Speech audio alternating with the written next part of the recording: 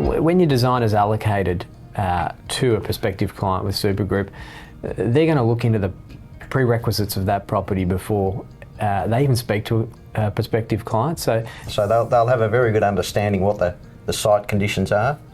If there's photos of the house on the internet, they'll have a look at that, look at the floor plan, even before they've contacted the client. Yeah, planning searches, title searches, finding out all the restrictions, absolutely. Yeah, understand the constraints.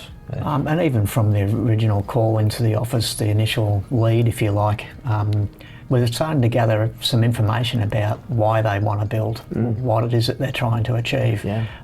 Not necessarily what it looks like to begin with, but we're just building on that story all the way through. I was talking to one of our designers yesterday, and it was quite interesting. He'd already conceptualised from listening to their first phone call with Corrine in our reception, what he might propose to them to be a design. So he's already coming up with design ideas before he's even spoke to that person, because he's picked pieces of information from that phone call to conceptualise. It's quite amazing.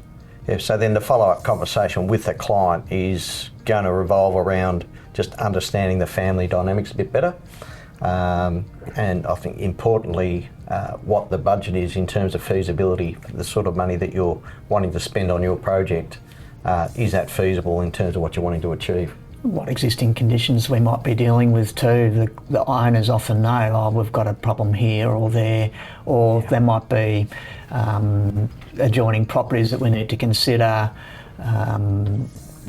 aspects of the design itself, the existing home that we need to take into account. It might be from a certain period or style. They may just have a particular desire of an overall look that they're trying to achieve. Yeah, absolutely. And I think that initial conversation is just, there's if we're honest with each other, the client and the designer, you can get a terrific yes or a wonderful no right from the get-go.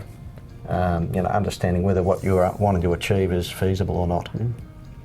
Well, the designers are pretty seasoned at understanding ballparks. We're a 50-year-old company, aren't we? So we've got a fair bit of experience at this, and I think they're quite good at it. Often, when we're actually quoting, we'll refer to the designer and say, "What was your ballpark price when you spoke to this client?" And they're remarkably accurate.